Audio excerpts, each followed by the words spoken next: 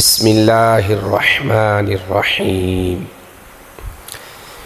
سورۃ المجادلہ مدنیہ۔ سورہ المجادلہ جو مدنی سورہ مبارکہ ہے، اس سورہ مبارکہ کی دو پہلی آیات ہم نے کل پڑھی تھی۔ آج آیت نمبر 3 سے ہم پڑھیں گے۔ اللہ تبارک و تعالی ارشاد فرما رہے ہیں، والذین یظاہرون من نسائہم ثم یعودون لما قالوا فتحریر رقبۃ من قبل ان یتماسا۔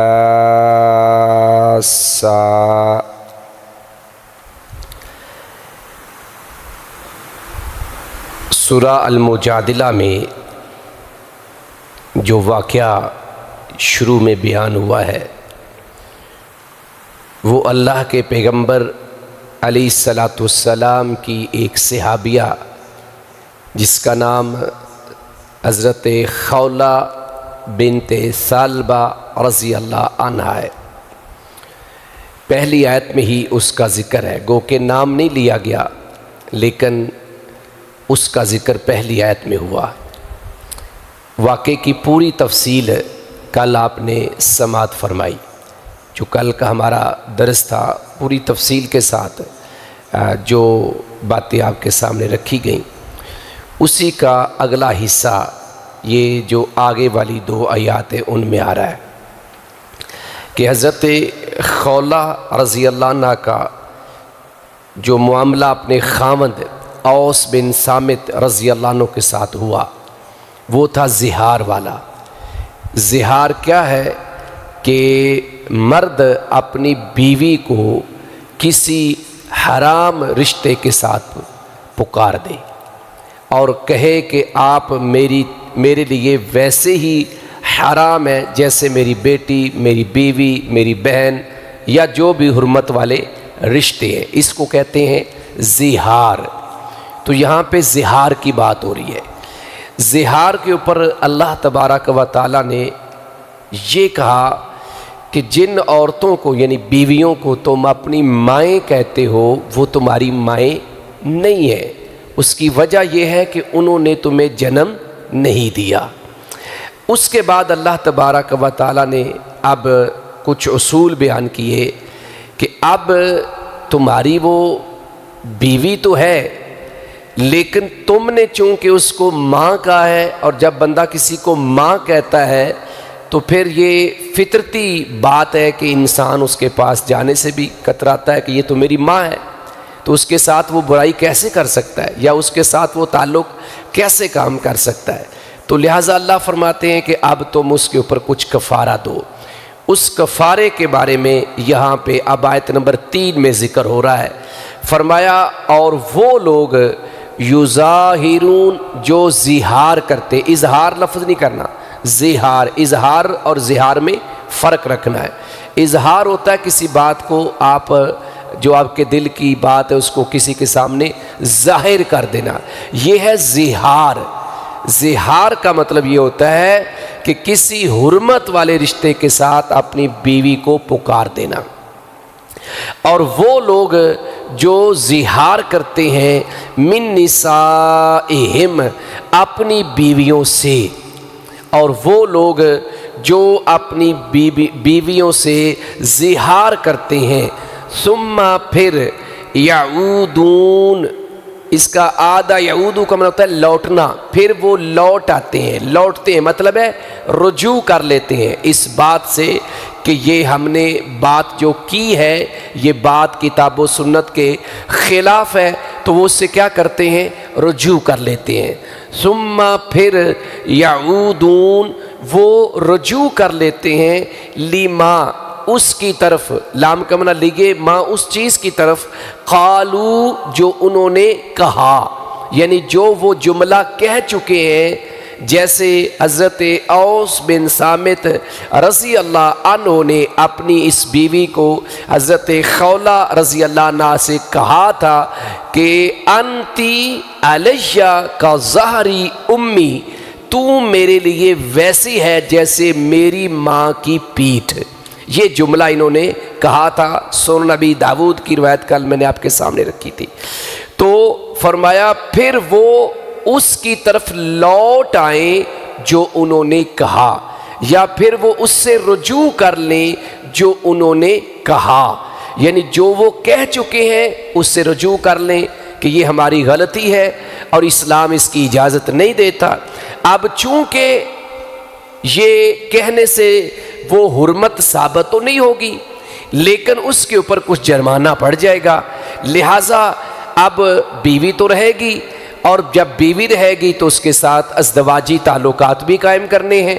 لہٰذا ازدواجی تعلقات قائم کرنے سے پہلے ان کو 3 چیزیں بتائی گئی ہیں. ان میں سے ترتیب وار پہلی چیز کا ذکر اللہ نے جو کیا ہے وہ کیا ہے؟ فَتَحْرِيرُ رَقَبَةٍ، تو گردن آزاد کرنا ہے. تحریر کا معنی ہوتا ہے آزاد کرنا، اور رقبہ کہتے ہیں گردن کو. رقبہ کس کو کہتے ہیں؟ گردن کو. حرن آپ نے لفظ سنے نا، اور ایک اردو کا لفظ آپ عام سنتے ہیں حریت، وہ کیا ہوتا ہے؟ آزادی. حرن سے نکلا ہے، تو یہی وہ لفظ ہے. تحریر کا معنی کیا ہے؟ آزاد کرنا. فتحریر رقبہ، تو گردن آزاد کرنا ہے. میں نے کل بتایا تھا قسم کا جو کفارہ ہے نا، قسم کا کفارہ، اس میں 3 آپشن ہے. تینوں میں سے جو آپ لے لیں، 10 مسکینوں کو کھانا کھلانا، یا لباس پہنانا، یا پھر گردن آزاد کرنا، اور یا پھر 3 دن کے روزے رکھنا. یہ قسم کا کفارہ ہے، اور تینوں میں سے آپ جو چاہیں کر لیں. لیکن یہاں پر پہلے نمبر پر گردن آزاد کرنا ہے. یہ نہیں ہے کہ 3 آپشن ہے تو جو آپ کا دل کرتا کر لو، ایسا نہیں ہے. گردن آزاد کرنا ہے. فتحریر رقبہ، تو گردن آزاد کرنا ہے.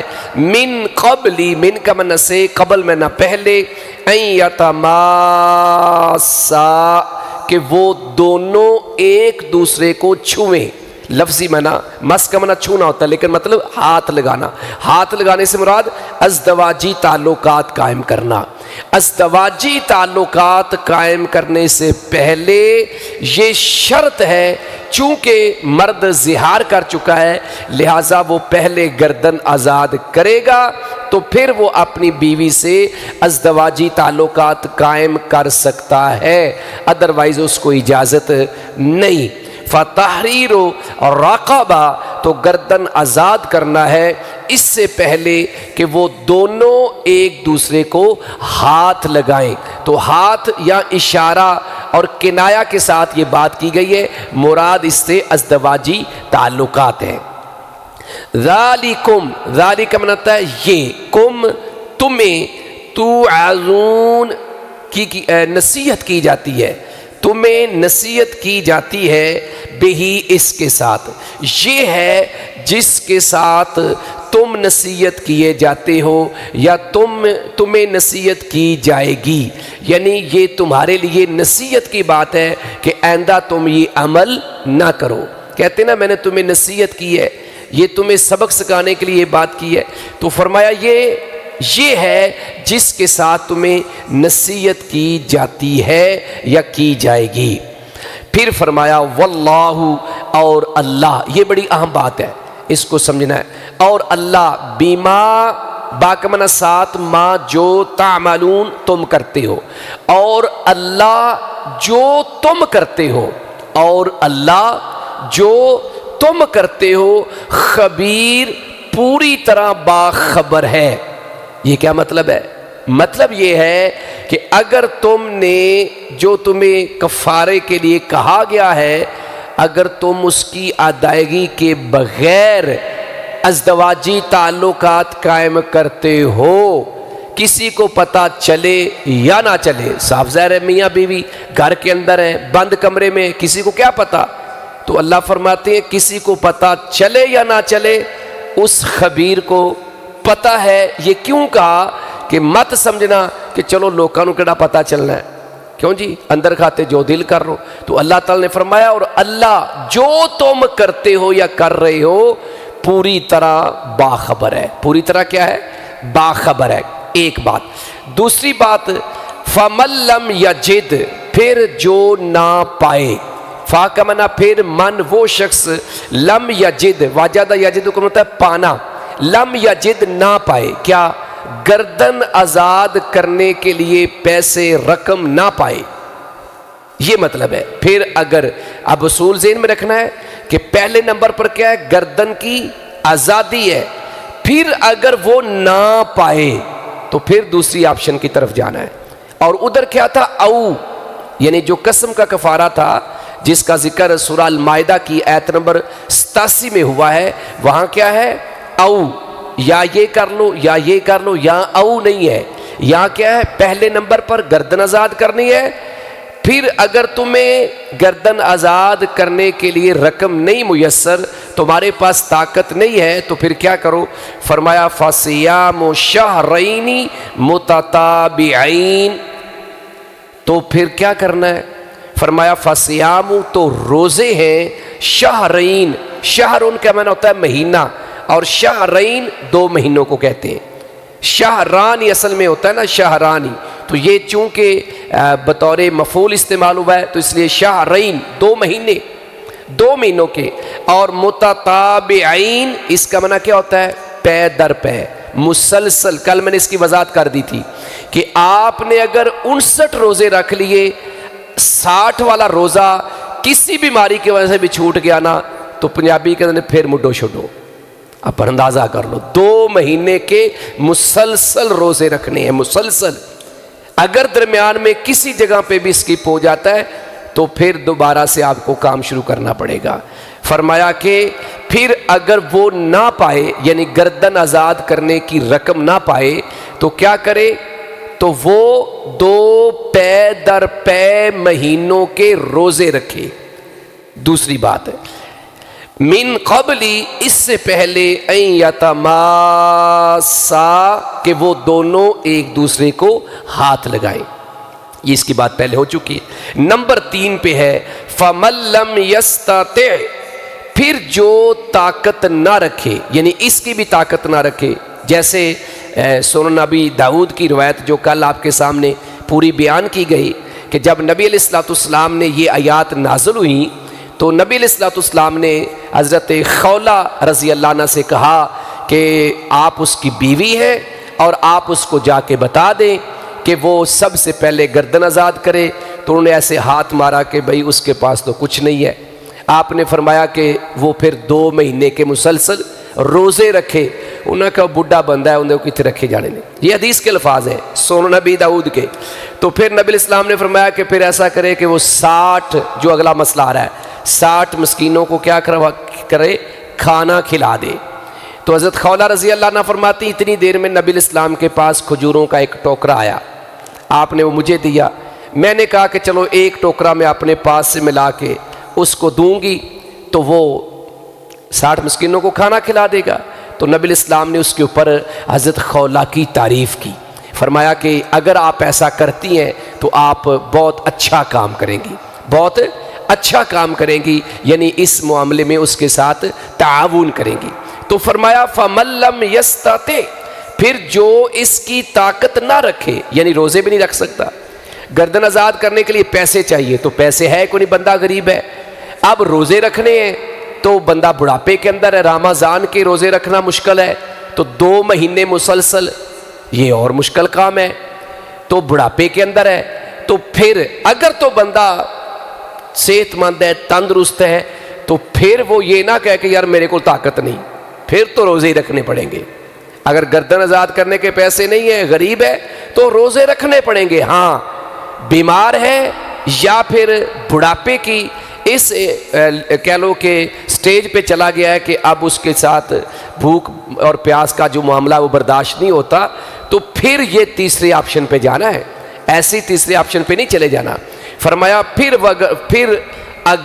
وہ اگر اس کی طاقت نہ رکھے تو 60 فاطعام کھانا کھلانا ہے، 60 یہ 60 کو کہتے ہیں، 60 مسکینہ مسکینوں کو۔ اور میں نے کل بھی بتایا تھا کہ کسی ایک مسکین کو 60 دن کا کھانا نہیں دینا، بلکہ 60 کی گنتی پوری کرنی ہے۔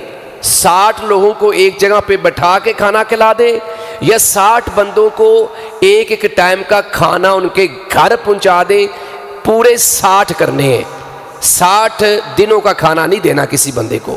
فرمایا فاطعام 60 مسکینہ، تو 60 مسکینوں کو کھانا کھلانا ہے۔ تو یہ 3 چیزیں ہیں ترتیب وار۔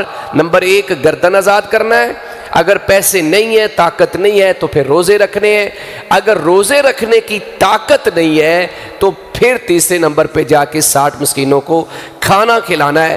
ساتھ ہی اللہ نے فرمایا ذالک، یہ لتؤمنوا، تاکہ تم ایمان لے آؤ، باللہ اللہ پر، ورسولی اور اس کے رسول پر۔ یہ اس لیے چیزیں رکھی گئی ہیں کیونکہ دور جاہلیت میں لوگ اپنی من مرضی کرتے تھے۔ جیسے میں نے کل بھی کہا کہ ایک الہ کرتے تھے جس کا ذکر سورہ البقرہ کی آیت نمبر 226 اور 27 میں ہوا ہے۔ الہ یہ ہوتا ہے کہ ایک مرد قسم کھا لیتا ہے کہ میں 2 مہینے، 1 مہینہ، 1 ہفتہ، 10 دن اپنی بیوی کے پاس نہیں جاؤں گا۔ تو بعض دفعہ دور جاہلیت میں لوگ کیا کرتے تھے کہ وہ کئی سالوں کی قسم کھا لیتے تھے، تو اللہ تعالیٰ نے اس کے اوپر سختی سے منع کر دیا کہ میکسیمم آپ الہ کر سکتے ہیں تو صرف 4 مہینے کر سکتے ہیں۔ کتنا کر سکتے ہیں؟ 4 مہینے۔ 4 مہینے سے 1 دن بھی اوپر ہو گیا تو 2 آپشن آپ کے سامنے ہیں، یا تو فوراً اپنی قسم کو ختم کرو اور قسم کا کفارہ دو اگر 4 مہینے سے زیادہ مانی ہے۔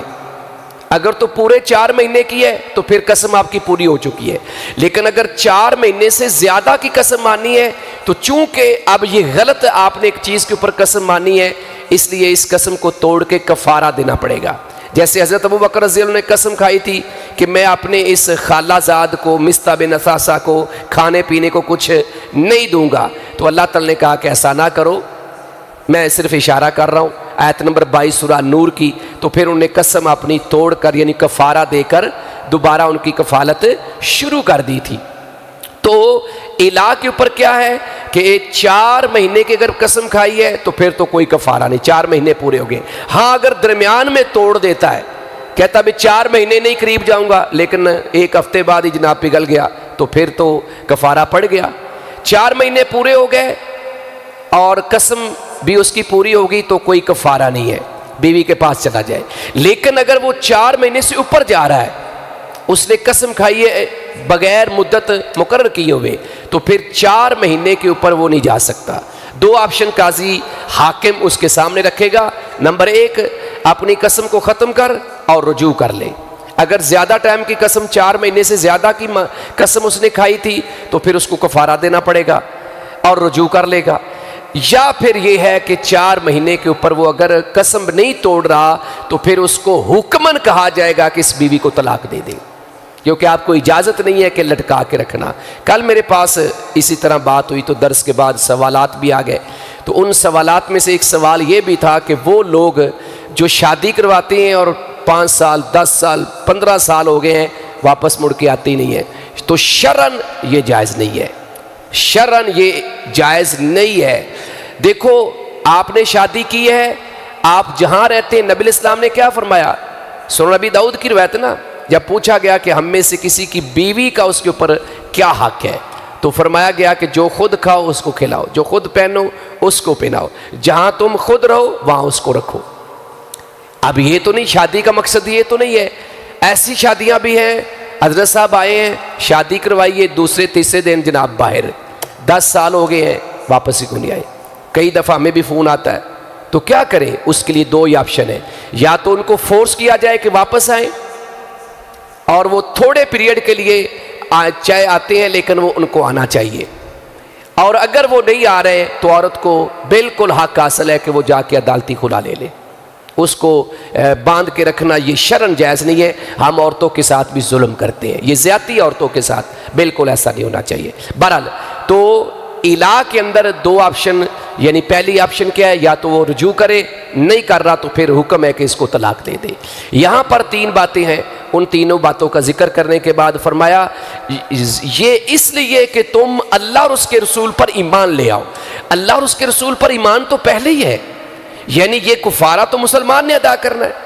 یہاں ایمان لانے سے مراد کیا ہے؟ مطلب یہ ہے کہ کفار اس معاملے کے اندر اللہ اور اللہ کے رسول کی بات نہیں مانتے، تم چونکہ ایمان والے ہو لہٰذا تم اللہ اور اللہ کے رسول کی بات کو مانو، جو وہ تمہیں بتا رہے ہیں اس کو فالو کرو۔ یہ مطلب ہے تاکہ تم اللہ اور اللہ کے رسول پر ایمان لے آؤ۔ وَتِلْكَ حُدُودُ اللَّهِ، اور یہ اللہ کی حدیں ہیں، اور یہ اللہ کی حدیں ہیں۔ کیا مطلب؟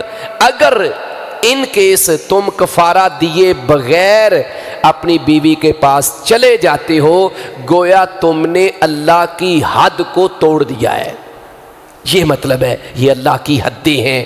وَلِلْكَافِرِينَ، اور کافروں کے لیے عذاب علیم، دردناک عذاب ہے، دردناک عذاب ہے۔ کیوں کہا؟ چونکہ کافر اللہ اور اللہ کے رسول کی باتیں نہیں مانتے اور وہ اپنی من مرضی کرتے ہیں، الہ کرتے ہیں تو لمبا لمبا الہ کرتے ہیں، کئی کئی سالوں کا الہ کرتے ہیں، اور دور جاہلیت کے مطابق وہ اپنی بیوی کو ماں بھی کہہ دیتے ہیں، بیٹی بھی کہہ دیتے ہیں، اور پھر اس کے اوپر کوئی کفارہ دیے بغیر ہی وہ اپنی بیوی سے وہ تعلقات بھی قائم کر لیتے ہیں۔ لہٰذا چونکہ وہ اللہ اور اللہ کے رسول کی بات نہیں مان رہے، کافر ہیں، لہٰذا ان کے لیے پھر دردناک عذاب ہے۔ دنیا میں بچ بھی سکتے ہیں لیکن آخرت میں نہیں بچ پائیں گے۔ چونکہ یہ بنیادی آیات ہیں، تھوڑا سا تفصیلی باتیں ہیں اور مسائل بھی بڑے عام ہیں، اس لیے تفصیل زیادہ ہو جاتی ہے۔ کل بھی 2 آیات ہی ہم پڑھ سکیں، آج بھی ہم 2 آیات کے اوپر ہی رہیں گے۔ اللہ سے دعا ہے کہ اللہ تبارک و تعالی ہمیں کتاب و سنت کی سمجھ نصیب فرمائے اور کتاب و سنت کے مطابق عمل کی توفیق عطا فرمائے۔ وما علیہ الا البلاغ المبین۔